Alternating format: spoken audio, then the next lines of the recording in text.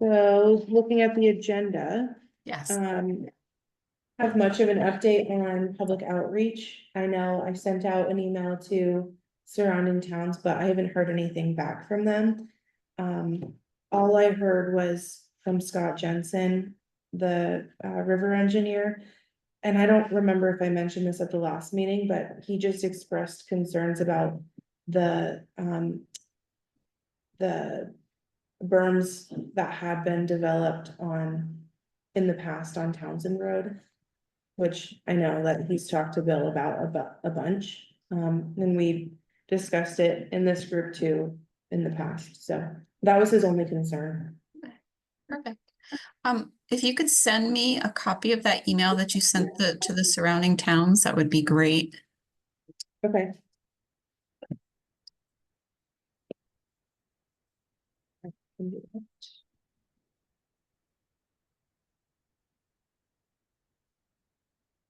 Has anything gone into the Grafton News yet? I've put little reminders to encourage people to attend these meetings, but anything further, I don't think we've put in the Grafton News. Maybe the news and brief or something like that, it would. Just a single sentence. Telling the community what we're up to. That way, that would be another part of public outreach. Okay. Yeah. Just like an update as to what we've talked about. Yeah, Okay. and what we're planning to. Mm-hmm. Yep, I can do that. And if you can, just if you think of it, send me copies of those. Can I find them? Past publications The on? Grafton News?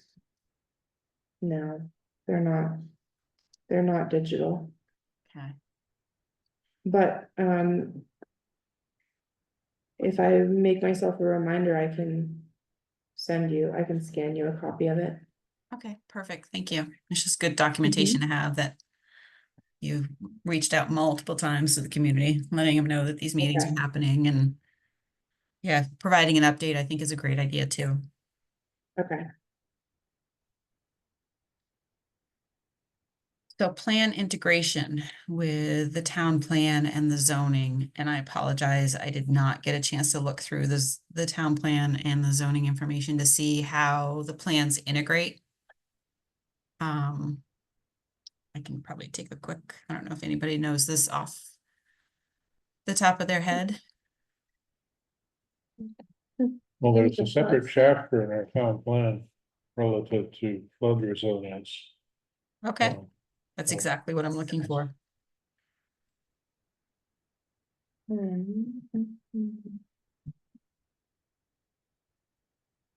flood resilience.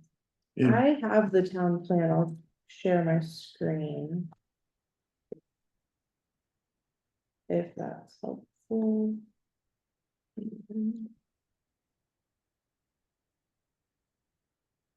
Is this the section you're talking Yep. about? Okay. Perfect. And so that plan was updated in 2020. Am I reading that correctly? Yes, yes. Yeah, but not in substance. It was more of a update of statistics and things that we had to change, but not a substantial rewrite. Okay. Perfect. And it's gonna file.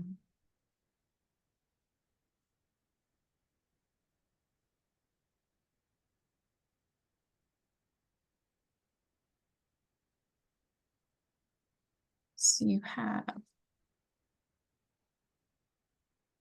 looking at the sub-regulations.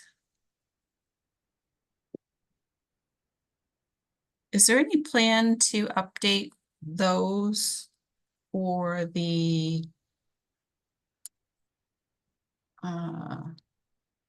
flood damage prevention regulations? Oh, that was Right now updated in they're- 2020, so no. That's good. Right now, there are not, however. I don't know the effect of the recent, legislative actions that might affect our wanting to update it or having to update it. But, it's always been the only requirement for your flood regulations, is the NFIP requirements. No one else has any control over that, other than FEMA and NFIP, and those NFIP requirements are that they meet, the FEMA regulations for flood zones, and I've never wanted to go beyond those, because all they really are is so that you can have flood insurance. So I didn't know that you need to go any further on it. If we wanted to go further on it, I think you would do it in the town plan, not in the flood regulations. That's my personal opinion, and I've worked with them for a long time. And Did question you I had, update- oops, go ahead. Did you update Bill the flood on maps? Want those updated, the maps? The maps are under, they're undergoing a review now, that project, as we're dealing, stepping back, a little more background, we're dealing with two properties out on 121, the former Joan Lake House and the house just beyond it, for looking for letters of map amendment. And in that process, we have been looking at the preliminary engineering on the new maps, and the preliminary engineering on the new maps indicate that the floodplain is actually overstated in the current maps, and the floodplain is 5 feet below that at that particular point. There's a lot of places that the maps aren't very good either. And they're not always too high as they are there, but there they are because of averaging of slope instead of actually looking at the site for the slope that's there. So in that case, and in other cases along most of the north branch, not the south branch, but the north branch that comes out of Houghtonville all the way down, almost all of that is going to have a lower floodplain than what is currently stated by as much as 5 feet. So it's not good. There'll be a lot of people that won't be required to have flood insurance on their properties if they follow their engineering as they have been reporting it now. You said under 500 feet? Say again? Under 500 feet, you said? Said the north. No, peninsula, 5 feet. 5 feet. It's overstated by 5 feet. So they say in a flood that it go to 218 when it really will only go. In the engineer's way of thinking, it should only go to 213 feet, which is kind of way down the hill from Joan Lake's house. Her house is right about 219, 220. But that site, and then along the rest of the northern branch, it's about 2 feet lower along Houghtonville. And that just, there's a measurement here and a measurement here, and the slope doesn't go like this. The slope drops, then goes like that. Well, they didn't take into indication the drop, which means the flood that goes like this up here is way out of line. We may be forced to do some readjustment of language in both the town plan and the flood zoning ordinance because of legislation done this last year in state of Vermont. I don't look forward to that because it empowers river corridors to a much greater extent. Well, if they're gonna do that, then I would suggest, and I probably won't be around when you get around to do it, but what I would suggest is you do not mess with the flood regs. Those are NFIP. You have a Separate matter. completely separate set of regulations that deal with erosion. Don't confuse them. Well, not confusing them, but I know that. No, I know you're not confusing, but don't let it be confused in your regulations. Have two completely separate, because they're complete. Again, the flood maps are not flood maps. They are flood insurance rate maps. That's what they are. What rate are you going to be paying at your house? Because of flood, that's all they are. They're not flood maps. They're not indications of damage or threats or anything else. They're not, that's not what they're intended to be. So when you were talking about how it might be changing as much as 5 feet, you were referring to the FEMA flood maps, correct? FEMA flood maps, yes. Yes. And what are your feelings and thoughts on that?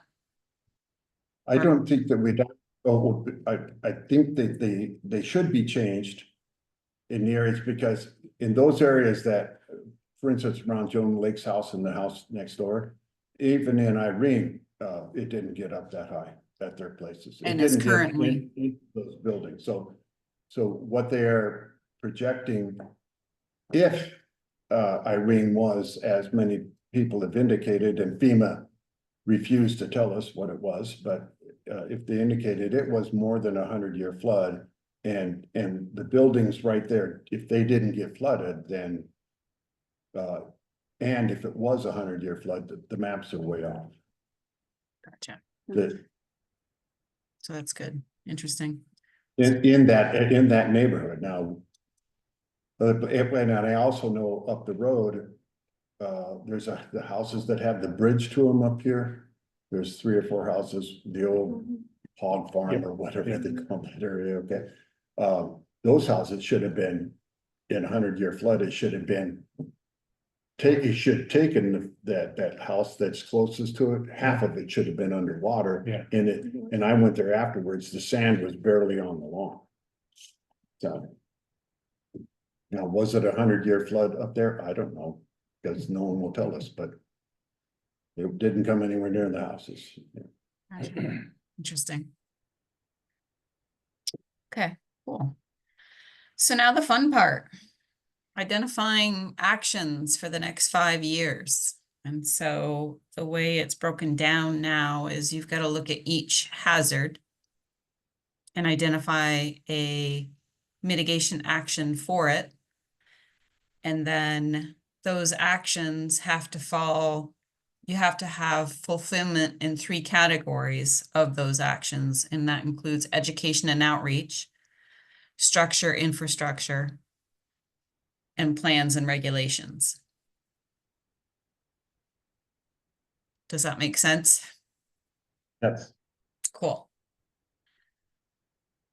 So the hazards identified are flash flooding, ice, snow, and cold.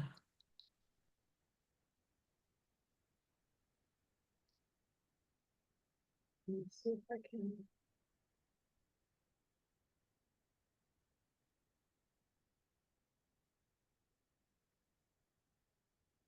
So it sounds like one of them perhaps maybe looking at the flood regulations to make sure that it's in accordance with the new legislation that has come out. Would that be a correct statement?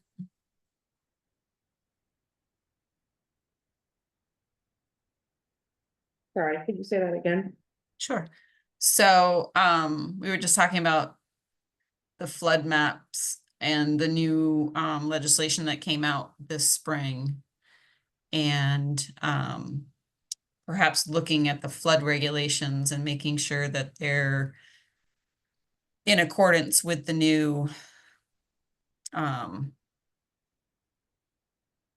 legislation that has come down the pipes this year.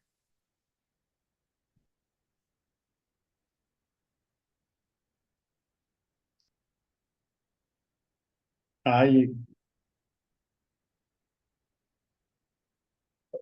the way I'd like to see that stated though is that, okay, that, you know, the state legislature has dealt with, flooding. And that Grafton should look at its regulations to see if the regulations they have are in accord with the state legislation, or if they had to be amended. I don't want to say that we will amend our flood regulations. We could say, for instance, develop a new regulations to meet the requirements of the state legislature.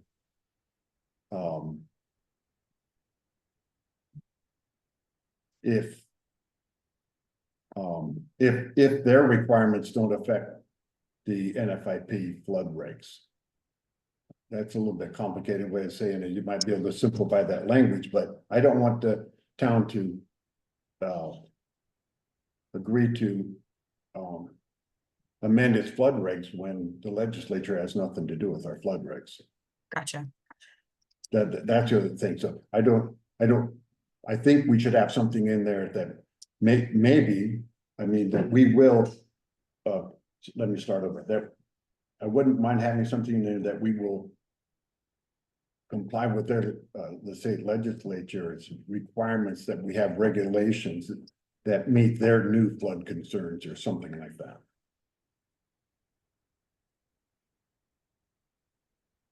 And often what the state legislature says, and I don't know what they've said, I haven't looked at it, but often what they say is, if you have, for instance, if you have zoning regulations, you will have this, okay? Does it say the same thing for flood, or does it say you have to have it? I believe that river corridors are imposed on all municipalities, and the decision-making about whether or not a property complies with it is now in the hands of the Agency of Natural Resources. Act 250? And Act 250 gets applied everywhere, so it's no longer limited by having an Act 250 permit triggering it or something like that.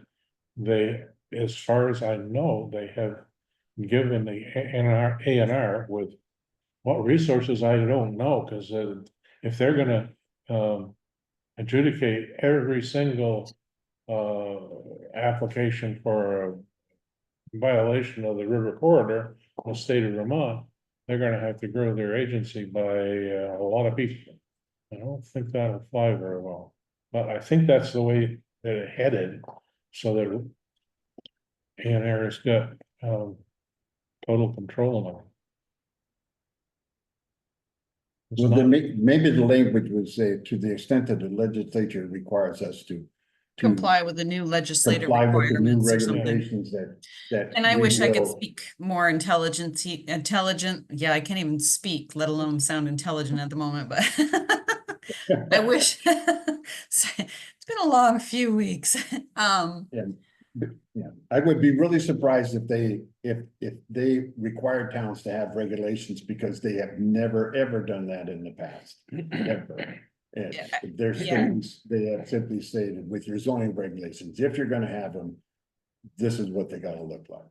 I believe, yeah, I believe anecdotally from talking with other people, it allows the opportunity, a time opportunity to change at the town level. Otherwise, you'll have to follow the legislative requirements. Okay, yeah. And I don't know, I wish I could speak more to that, but I can't. Yeah, they've also done that in the past too, said, either you have your own regulations or we're regulating it. Right. They've had done that too, so, okay. And I feel it's along that lines. I think the Wyndham Regional Commission can help us in this regard, because I believe one of the staff members has dedicated a lot of time to studying this, and maybe they won't have total control of the knowledge of what the legislation means to us, but it would be a lot more than I know, and I think anybody in town would know. Yeah, I apologize for not having more information on that. What, Stephanie, when we do the language should reflect the fact that the town's willing to look into the matter of what the legislature has done and complying with it. Yep. Okay. I've got those keywords. We'll look at the regulation and comply. We're not planting a flag against it. And adding a new regulation to come into compliance. Nothing changing, so. Okay, so that takes care of the plans and regulations piece.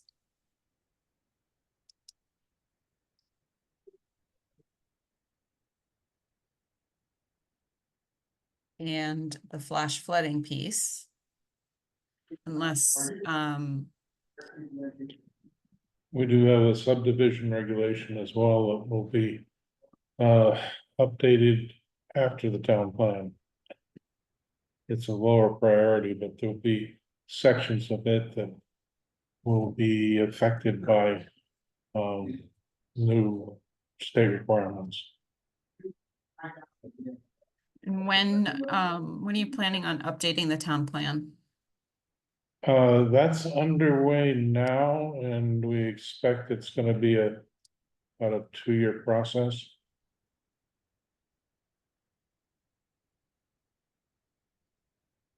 And do you have any grants associated with that, or is that just, Not yet, we're anticipating applying for a municipal planning grant.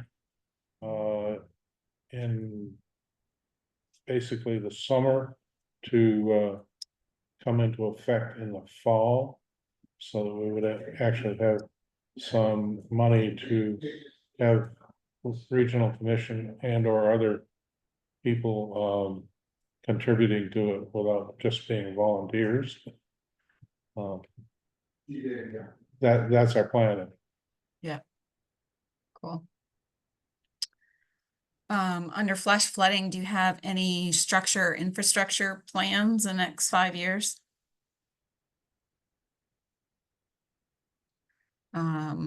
Continuing with the MRGP program.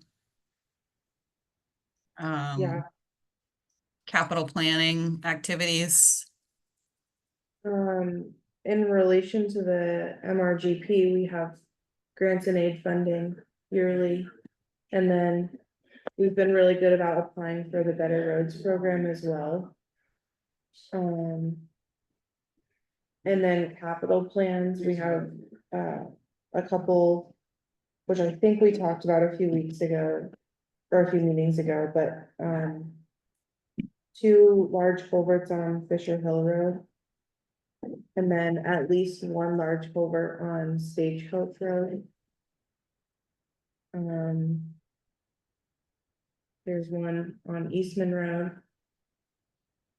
Are there any large culverts on the capital list? 2 on Fisher Hill, Stagecoach, Eastman. I think that covers most of them.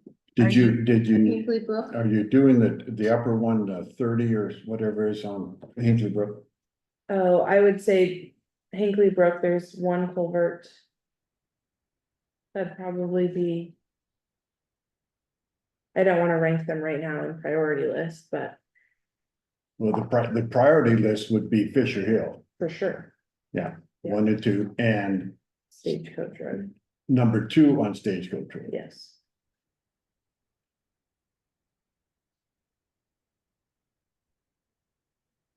Are you planning on conducting the update of the MRGP inventory yourselves, or are you going to put that up to contract? We have a grant through. Oh, who is it? Gosh, I think it's Better Roads. Right. I can check. For- on it. They're Yeah, gonna use I can grant. look. But we do have grant money to do that, and, I think we're gonna be working with Minden Regional. But the idea is for us to do it on the town level. Cool. I think that I would encourage that, Yeah, just so you understand how you're assessing it and it's consistent. I mean, who knows the roads better than you folks? yeah.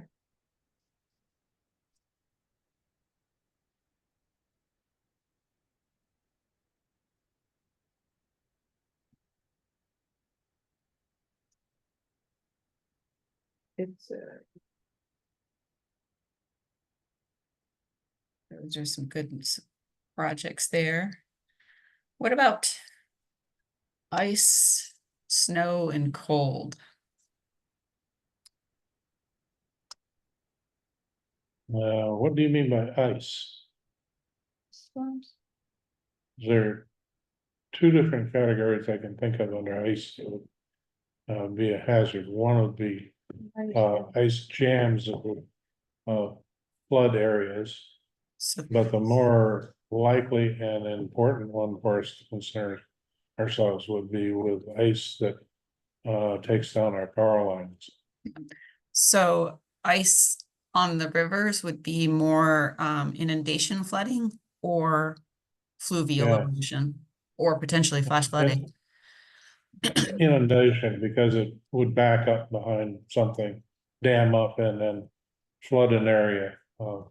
But we've had that done before, but it's not created very much damage. What I fear more than anything is ice on power lines, taking out power regionally.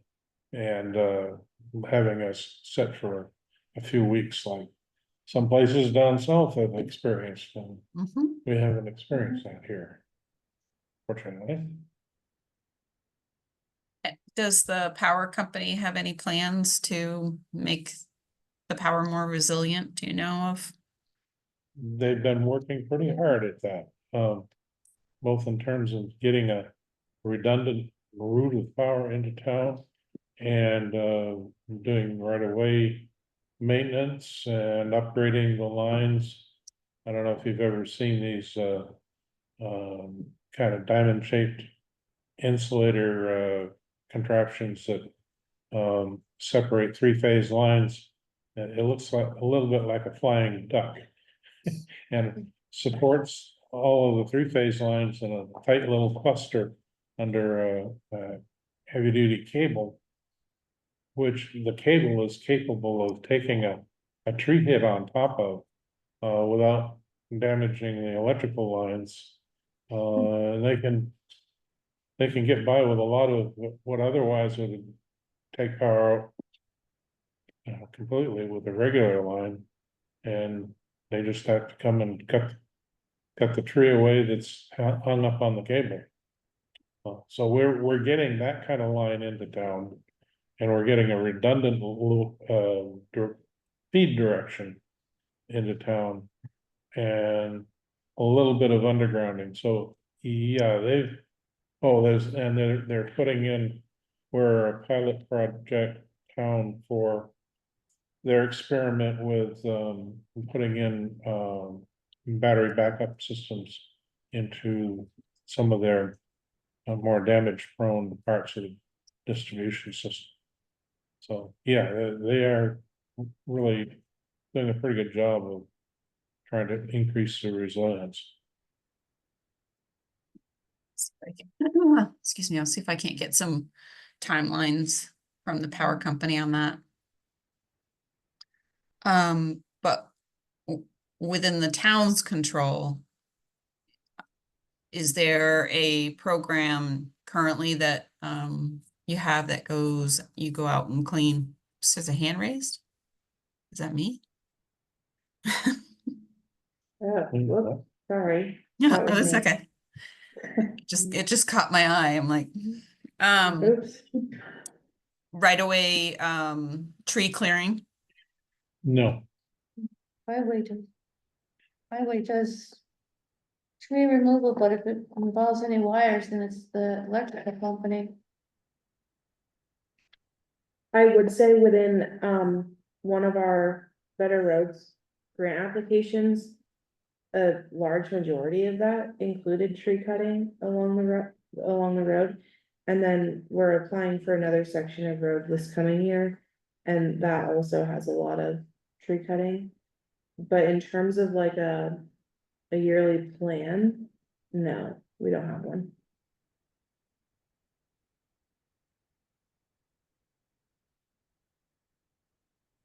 But it sounds like you're just proactively doing it anyway. Trying to be. Yeah, The, and you have a multi-year the his- program. the history of, ice dams on the river that I'm aware of, and I've only been here since not 2006, so what do I know? Is down at the Cambridgeport Bridge.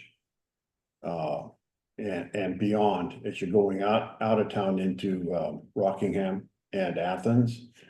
That area down there, it's really flat, and, that's where all the ice ends up in a big jam every year, and it backs up. We've had, we've had one house threatened by, though I don't know that he ever had water. He may have gotten water in his basement. But, and he's right there in the midst of it, and it, that has been, flooded or in danger of flooding. And, his house gets surrounded by water, but I don't know that it's ever got in his house. And, and it floods a part of the parking lot at the big buildings down in Cambridgeport. But other than that, it hasn't caused any damage to anyone else, and, it has found its way through it and luckily melted before it got any higher than that. The one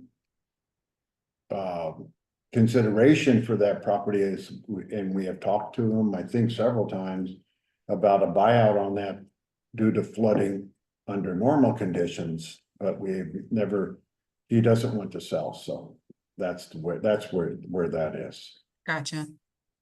We have had a nice jam on the south branch of Saxon's River in back of the Kidder Hill covered bridge. And that has done some inundation flooding of fields. As far as I know, it never got into anybody's home. What we were more concerned about when that happened was the possibility of the bridge being taken out. But it survived. Yeah, I'm looking There's back one at behind the, Oliver's house. Also, but it didn't get in. Does he get jams back? Does he get ice jams? There was one I remember that was quite dramatic, but it didn't Yeah. cause anything to happen. Look, I know it can happen. The reason I said I've only had a limited experience with it is I know it can happen anywhere. Mhm, It can happen absolutely. anywhere and it can surprise you where it happens, you get a tree in there and a little couple pieces of ice, and before you know it, they're all caught, so. Mhm. Yeah. Yeah, I was just looking back at the ranking template, Morgan, that you had open a couple minutes ago. The inundation flooding actually ranked pretty low comparatively to the flash flooding. So. Mm.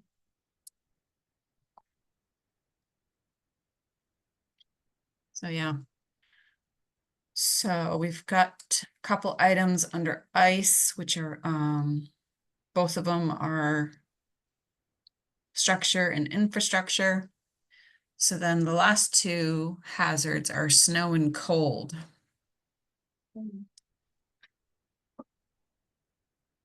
Um,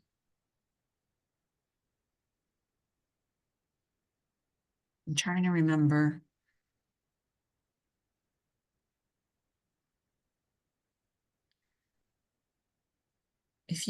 Did you mention about wanting a generator? I can't remember. We have generators in all of our public buildings now, right? Okay. Yeah. And your, And, pardon me? Library, Library No, doesn't. not in the library, but that isn't our building. Remember, we don't own it. I know, but it's still. It's a public place. Yeah, it's I a thought public, that was a town building. that's a discussion for another day, I'd say. Yeah. Town has a generator, the school has generator, No, the town garage has a and generator. the fire department has one.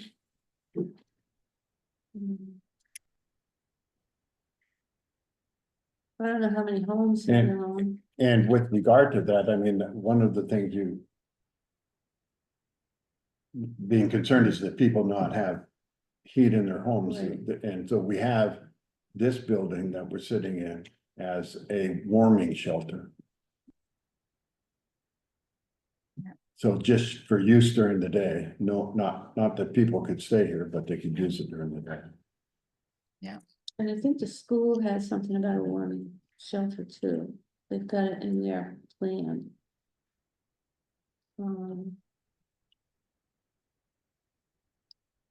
So I always find snow and cold very hard hazards to identify mitigation actions because we're Vermonters. I don't know, for what it's worth, for the capital plan, we've switched from getting new town trucks from every 7 years to every 5 years. So that's the plow trucks. And one of the things with any storm, heavy snow or the flooding. The priority is to keep the roads open as much as we can. For not for travel, but also for emergencies, fire and rescue. And we try to update. Vulnerable population, old elder.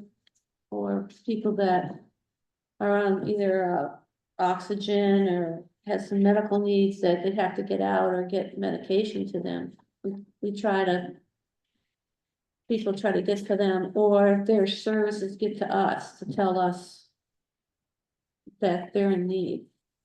But they are Vermonters. And they're not gonna come into town to get warm, they have sources like a fireplace or a wood stove. They're Right. tough, resilient. Did we have anything in our old plan for mitigation measures for cold and ice, or snow and cold?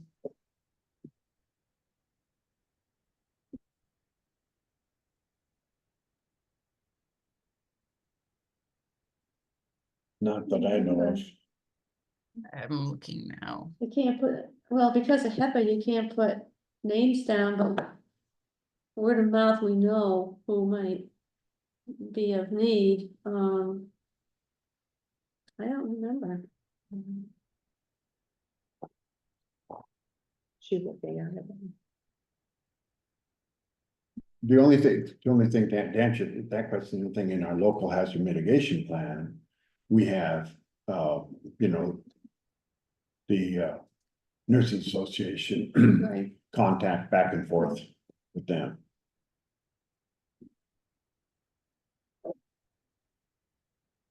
that's And- where we and- get the updates, And that's graphic where we get the cares, updates. Yes, and graphic cares as far as a. Yeah, point of graphic contact. cares. Yeah.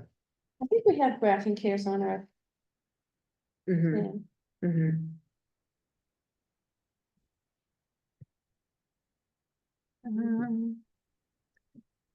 So there's evaluate the feasibility of a local limited emergency shelter and plan for effective location of generator, but you've got that.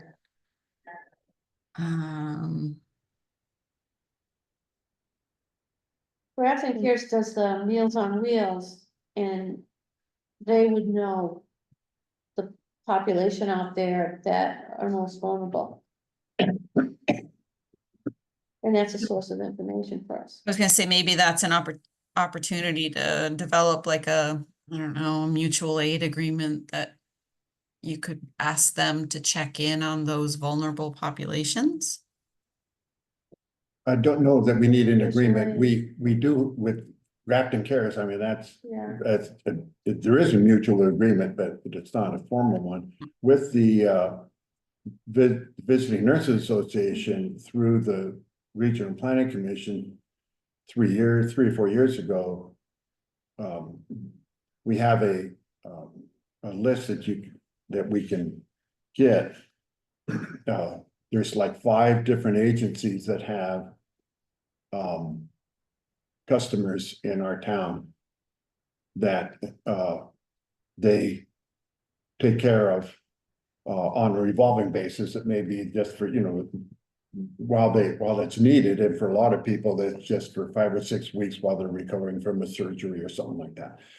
But those people we can contact and ask them if there's anybody on such a road that we can't get to at that time, whether it's flood or any other reason, or they can call us and say, we need somebody to go check on our clients and such a place because we haven't heard from them. So we have their phone numbers and they have ours for or emails to communicate.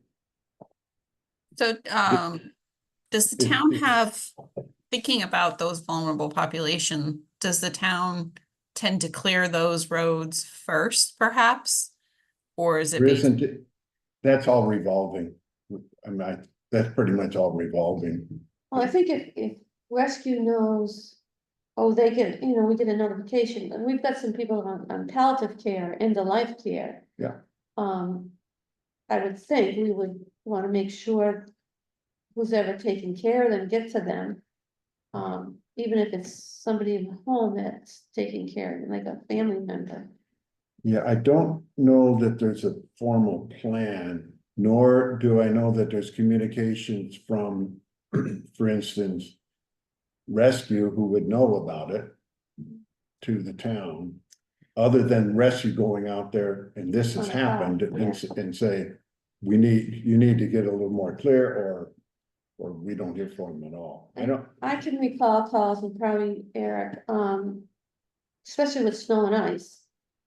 We can't get up a driveway. Yeah. And the town has come up with a truck to sand it or plow it. I can remember those times. Yeah, So that's available. That's pretty common. Yeah, both to the road, the public road, and they'll do the right. driveway just because it's an emergency response.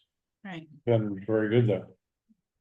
I would say that our fire and rescue department has a really good line of communication with the highway department. Right.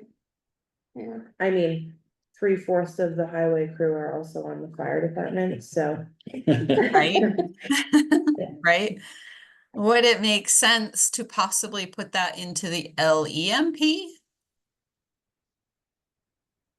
Just to kind of have it documented somewhere? yeah, I think it should be.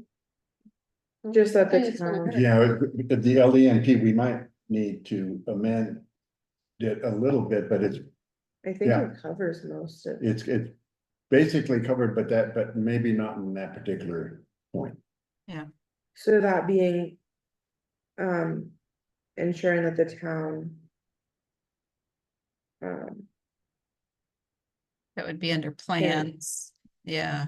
And well, it's memorializing something that's always been just known, right? I guess it's formalizing it a little bit more, making sure it's documented that this, we do know we have this process of being able to assist people in need. Okay, So maybe add it as an annex into the LEMP. okay.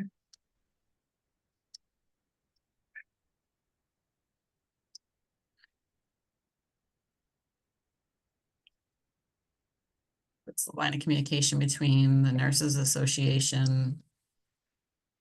The Grafton Cares, is that right? Yeah. The town road crew. And first responders, fire department. What kind of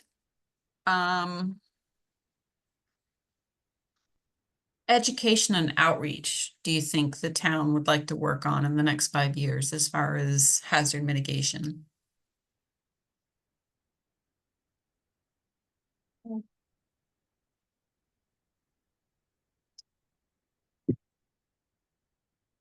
Well, I also, just because now, I'm thinking backing out of everything that I'm doing now, so, but one thing I was thinking about the other day, especially since you say that there's only 6 people that have flood insurance in our town, something like that, right? Is that right, Stephanie? Is that the number? Is that what I said? Or something like that. It was Um. really low. Maybe I should do the CRS stuff, because if it isn't that complicated, I could do it in a shoebox instead of a filing cabinet, so. And so It's a I've been thinking process. about that. I've been told it's a process. So explore doing the CRS, however, whatever language makes sense for that.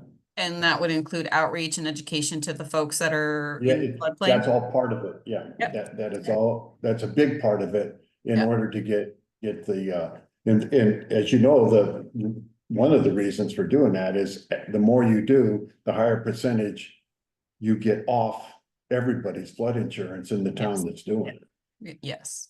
And it starts just by signing up, it's 10% off, so, which is significant, community Community rating system. rating system. Oh, Yeah, I was briefly, when I was in Florida in October, the county that I was working for had a community rating of 2, which is like almost, it's way up there. I guess it's Right, yeah. rated. I'm not as familiar with it, but I don't remember how the rating system is, but by signing up, it's 10%, and you can get to 20% pretty easily by doing the outreach and education. yes, And do it like a monthly thing in the Grafton News or something like yeah, that. we could do that. that's Yeah. perfect. Something to do in your retirement. Pardon me? Plus it also gets you a higher percentage in the ERAS. Yeah, Yes, which, by the way, did you hear what the ERAP is? I mean, what we're getting, Londonderry is getting 2.2%, that's all they're paying on the FEMA flood. How do we get that? Well, it's They're gonna paying- depend they're on paying- how much? It's. They're, of Okay, what does the, that FEMA's paying 90% of the. Yes, I did 2023 hear flood, that. Okay, and so the other 10% they're doing by ERAF. If they're at 2.2, we must be at 2.2. I can't think they're doing anything So more special, but maybe they are, but. you Where said did you hear that? Londonderry? Londonderry, yeah, Shane told me that today, they just got notified, it's 2.2%. We haven't been notified, but maybe it's coming down the pipeline. I don't know. Better tell Tim. But anyway, that's amazing, Well, I that's gotta know. basically free. So Well, here in North Carolina, it's 100% covered. Yeah. I mean, right now it's 75-25, the state's picking up 25, but it's gonna be 90-10. I mean, especially with all it's crazy, the damage. Okay, what's ERAF? Yeah. I hate these initials, I hate it. Emergency Relief Assistance Fund, Mm. and it's your percentage of the coverage based on your planning and doing this mitigation Emergency planning. relief fund It's. Emergency Relief Assistance Fund. assistant. And it's the state of Vermont. It's State not of Vermont. federal. Yes, it offsets the Okay. state local match typically. Not the feds. Emergency Relief Assistance Fund. And I was trying to, for some reason, it's not letting me in. I was gonna look I'm up. gonna let Tim know that. well, we don't know what our number is yet. So, yeah, I'm getting, We haven't been notified. Kim Canaraki would know that, correct? yes. But did you have silly, I mean, I'm like in a blur right now. I apologize. You didn't have damages this year, but you did last year. We didn't have it from the floods this year, we did not. Yeah, That is correct. so right now, right now you're at 7.5% only because the hazard mitigation plan has not is expired. Correct, yeah. Um, but yeah, the river corridor protection. That would drop it.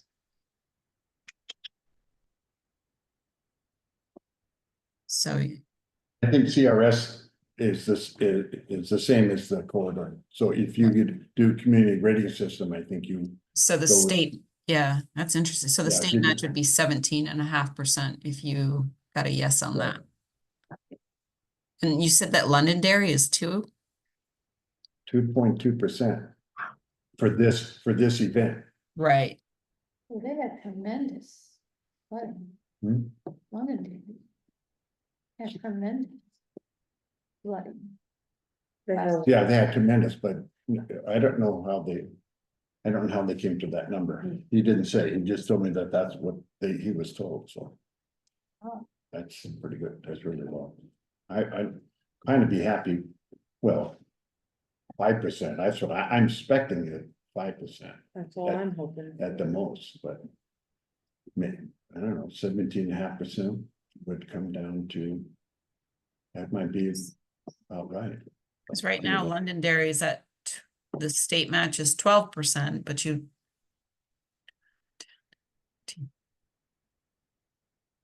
Wonder how they got to 2.2. Don't know, Interesting. Anywho, we digress. I haven't seen it in writing.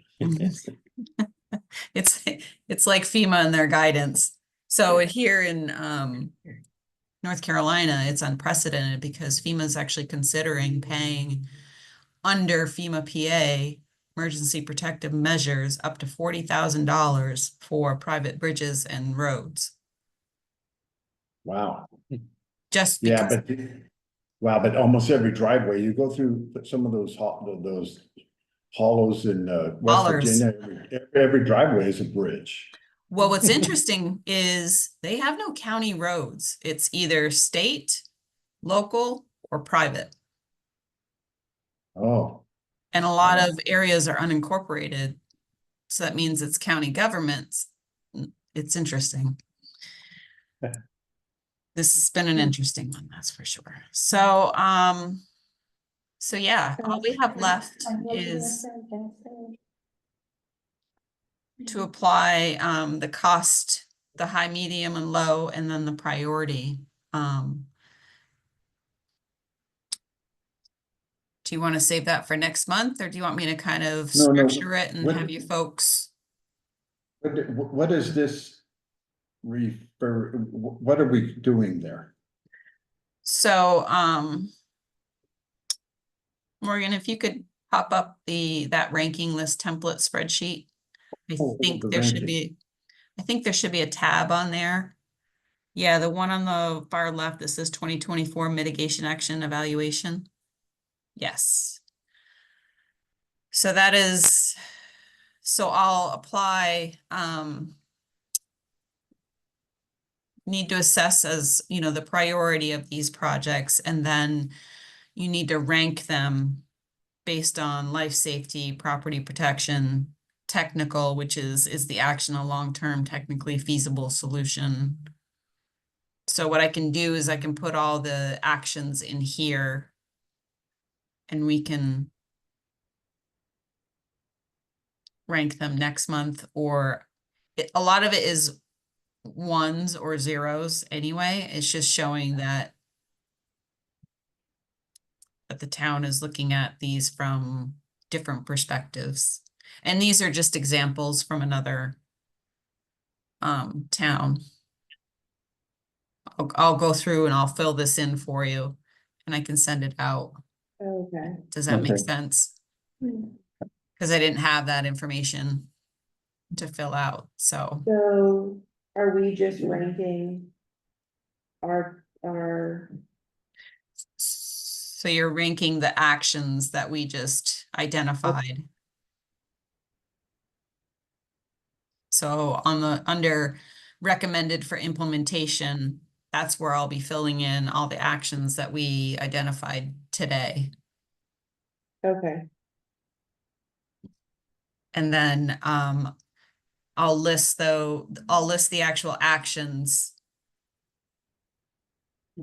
above or just below this, and then in that piece, it also talks about the cost. oh, that, okay, So this is kind of like a next step, is a two-step process. If I understand this right, and we're looking at, for instance, our high priority are the three culverts that we talked about. Yeah, Right?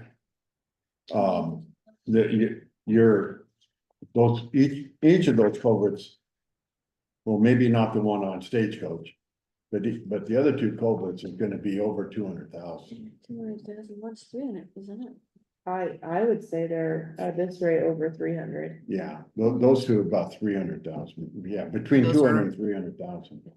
They're long, they're really long, and those are for the two on Fisher Hill Road. yeah. Yeah.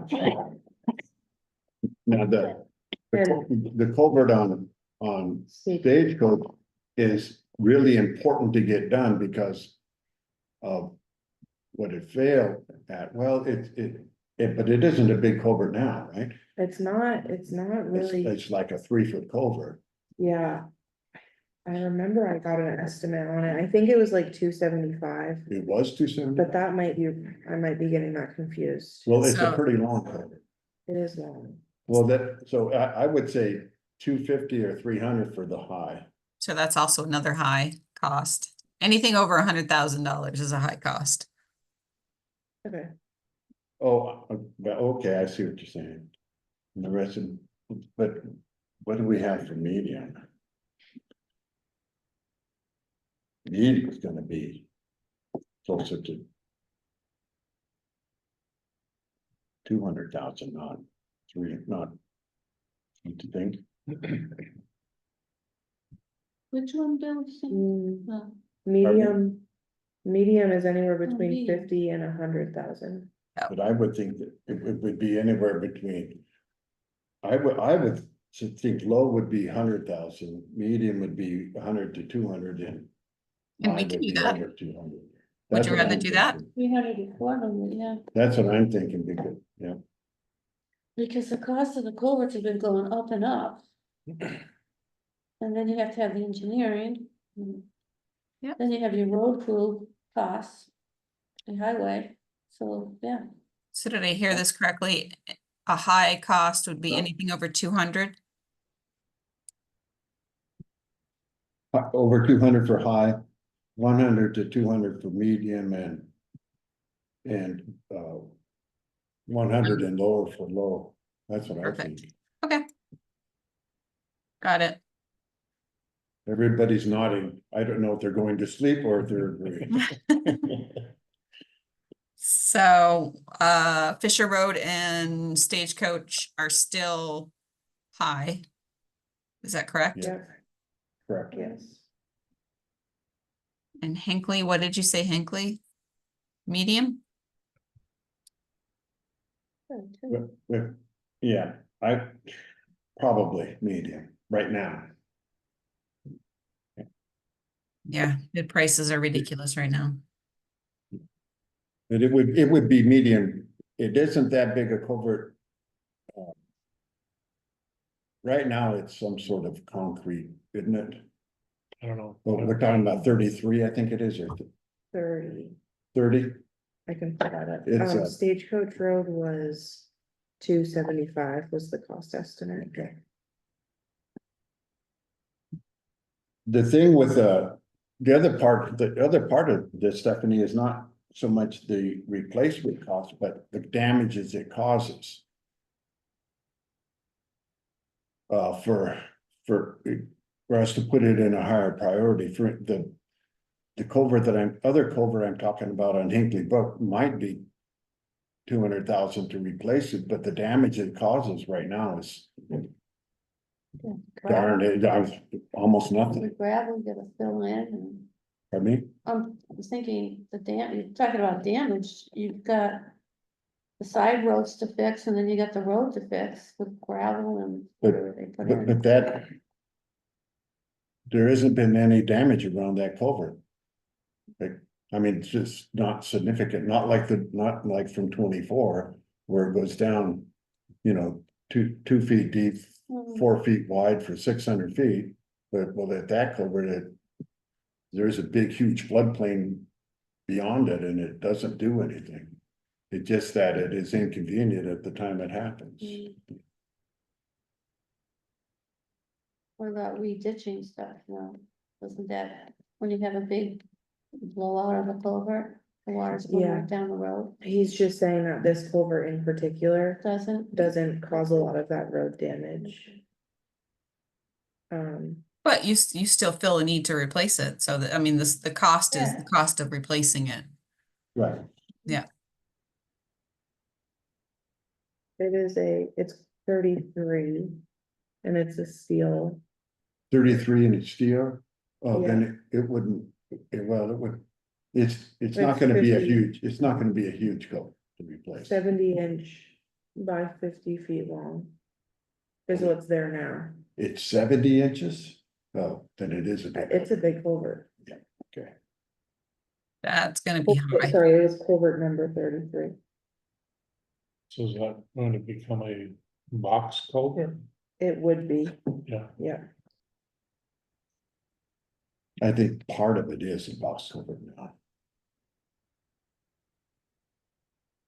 I think part of it's a steel pipe and part of it's was added on to, I think, just by looking at it. Interesting. That the box culvert would be a 10-foot opening span by a height of 7 feet. Okay, so it's fairly small box culvert. But then the price estimate was still Yeah. $300, Yeah. $300,000. Yeah, okay. That's a big structure. It is, yeah. So that's it, and that's Hinckley Road? Hinkley Brook Road. Yeah, Hinckley. So that's gonna be high.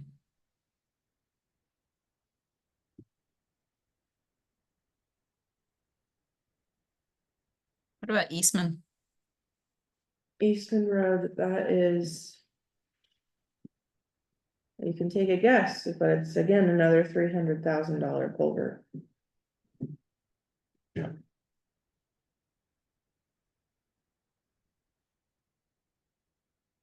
That one's 10 feet by 6 feet. Could be 7 if that got updated. just curious, where's that one located? There are. Beaver Pond is here. Fisher Hill, no. Chester Road. Beaver Beaver Pond. The little S turn. Yeah. It's right there. Okay, It's before the school, well, it's quite a ways before the schoolhouse. got a fair amount of elevation drop right there at that point. Yeah, There is. Yeah. the inventory says it's 38 feet long, but I feel like it's longer than that. No, that's probably right. It goes straight across the road, pretty much. When Scott and I looked at it, it was at a pretty good angle, but. I don't know when this inventory was done either. Okay. Ready? Probably, oh, is that that's a small culvert, so. Did the RPCs do that? Yeah,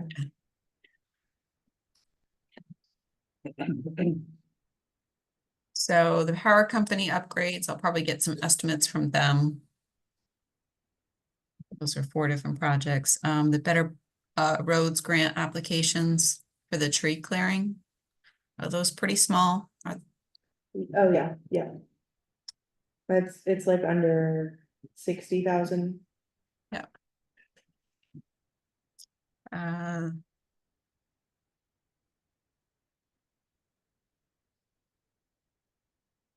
So the capital plan. Now, is this new that you've changed upgrading the trucks from 7 to 5 years? Or is it Um, just being, Well, I believe they changed it last year. Last fiscal year.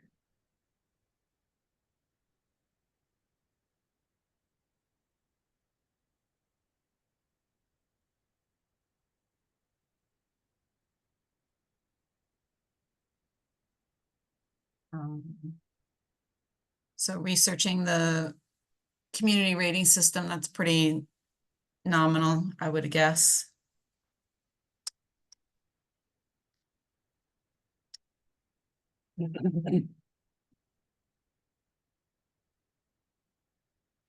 Oh, back up to the culverts. What's the time frame for those replacements? When we have the money.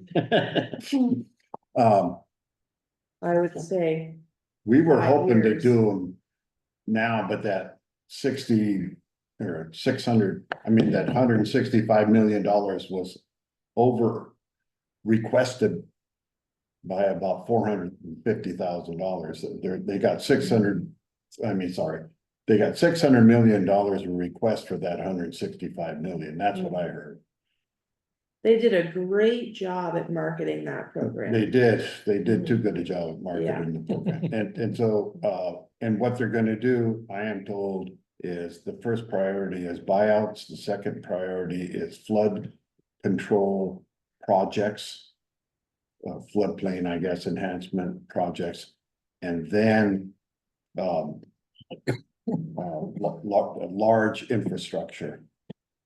And so Yes. we already been told we're not gonna get anything, and I We have haven't heard a, what I don't know where Londonderry stands. we have a grant for one of the culverts on Fisher Hill Road, but the timeline on that is 3 to 4 years until construction. We're applying for the second culvert on Fisher Hill through the Transportation Alternatives Program. Which is what the first grant on Fisher Hill is for. So the timeline on those two, if the grant is awarded for the second one, yeah, we're looking at 4 years probably. Gotcha. Okay. And Well, we the- don't anticipate a structures grant from V-Trans until 2030, Okay, unless another town gives up their money, but. You know, they often call us because they know we'll do it. If they have a grant that is turned back by a town, we often get called, so. yeah, yeah. And we've always accepted the money. Well, there should be another round of these, the 404 money coming out, or an application there is? process coming out because of the 24 floods. So Okay, yeah, yeah. it won't be 100% like this past round was, but there's still more money coming in, that's for sure.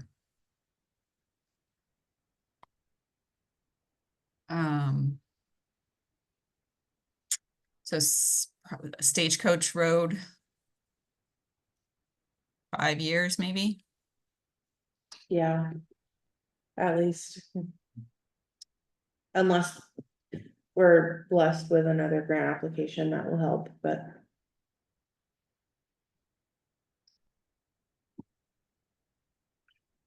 Stephanie, do you know anything about the highfalutin,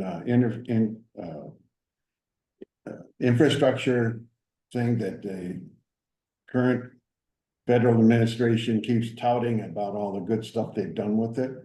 The Right. IIJA? I don't know what it is, but I understand that money is sitting in the bank for the state. The state has the money. But Yeah. that the governor is holding up the projects being done.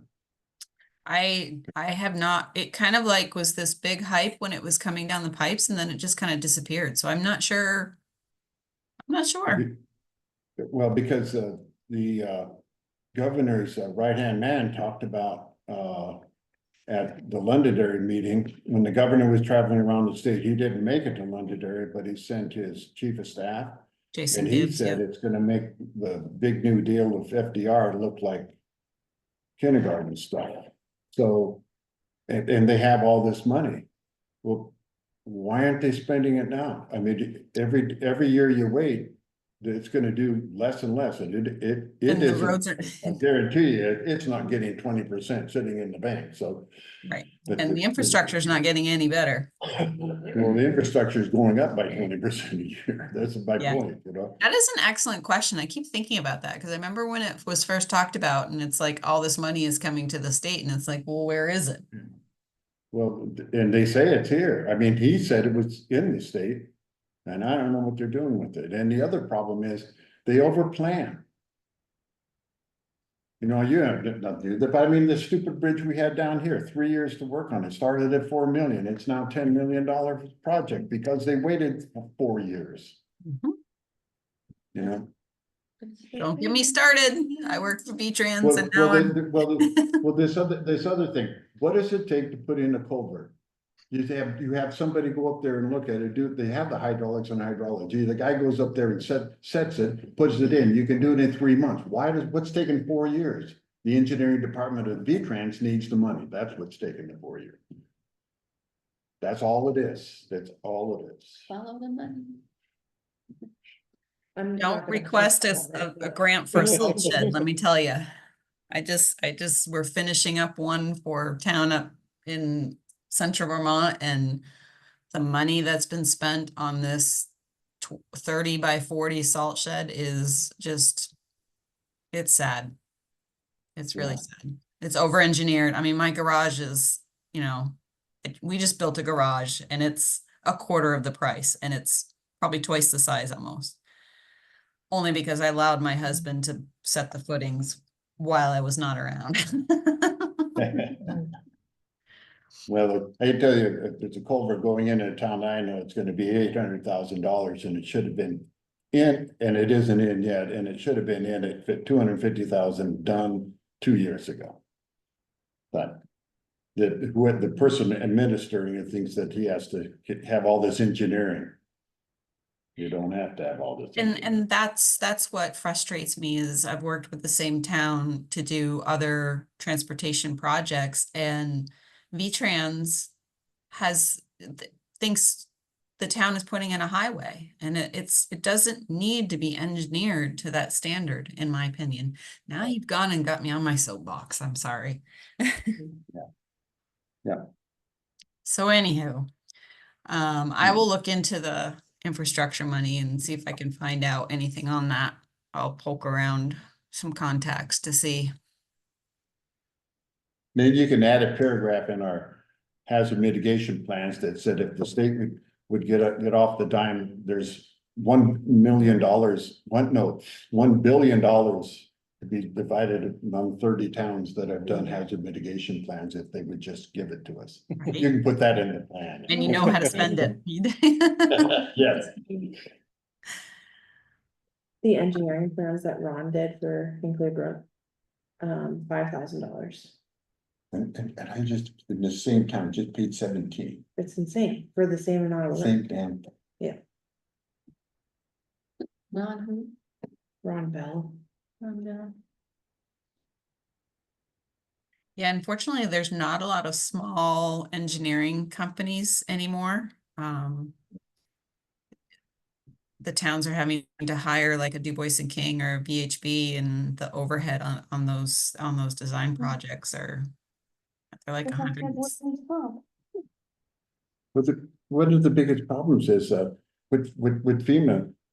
FEMA estimates this engineering on Eastman at $119,000 our actual bill. So we're not showing them this, but their actual bill is probably gonna be now somewhere around 60,000. But FEMA thinks it's 117. Pay us the difference. Yeah. We'll They use did. the 57,000 on doing culverts. They cut us a check for 75% of that 119, so we already have that. Well, maybe they'll pay us for the thing before. Okay, good. Okay, I'm ready. It's the administration fees. yeah, I know. You're tracking all your administrative costs, right? Oh, Yeah. absolutely, yeah, Yeah. Okay. yeah. A lot of towns they forget about that piece. I was working on that I today was gonna say, you know. for Londonderry. I was working on it today for Londonderry. The problem is it's not really certain how you're supposed to, what the application, what the paperwork looks like. So I'm making up my own paperwork, but I think there's a sample out there somewhere. So. I would imagine it's very similar to like the cost summary sheet. I mean, it's just a Cat Z submission and you summarize the hours and then you have the supporting documentation, right? That's what it is, yeah. Yeah. But they want a little bit more than that. But yeah, that's what it is. Yeah. Um, so the other two culverts, Eastman Road and Hinckley, do we have a timeline on those? Is that also based on funding opportunities? For sure. But the designs are done and ready to go, you're just need the. Gotcha. No, we have the hydraulic and hydrology studies, but the engineering designs are not done for any of them. Mm-hmm. But the engineering, as long as we can keep the engineer we're using now, Ron Bell, is, you know, $5,000-6,000. Basically it's alignment and slope. That's all he does. Alignment and slope. And yeah. The And state. the only could- other thing, if there's a bunch of ledge involved, it could be more expensive, but. Yeah. If no ledge involved, it's alignment and slope.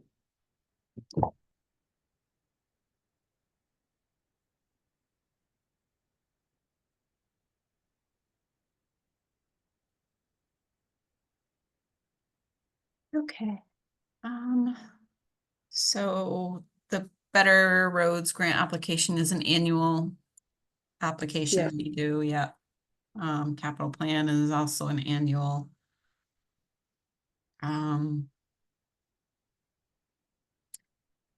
So the community rating system, when do you think, will that take the full 5 years, you think?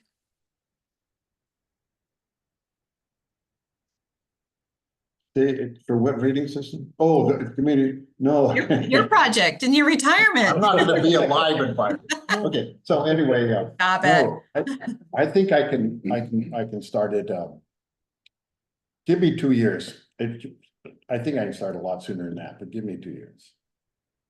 Gotcha.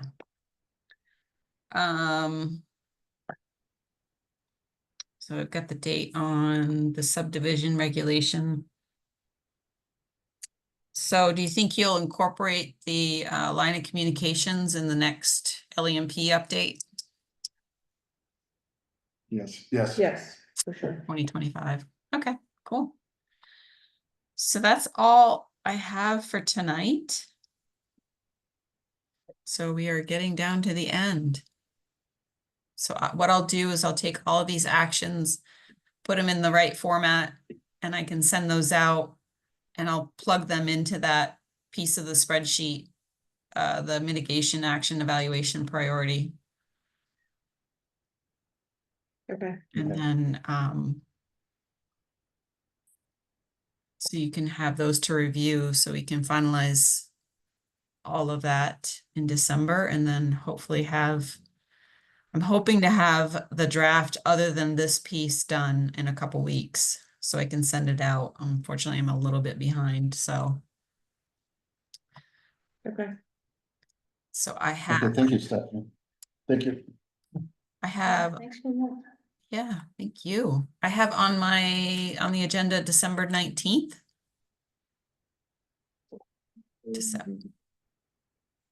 Yep, I think so. Because let's make sure I'm not on vacation. Vacation. Yep. Yep. I don't know what that Yep. is anymore. We need to have a quiet year next year. Yeah.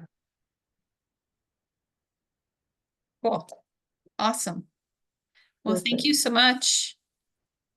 Yes. Thank you. Thank you. Have a good Thanksgiving. You too.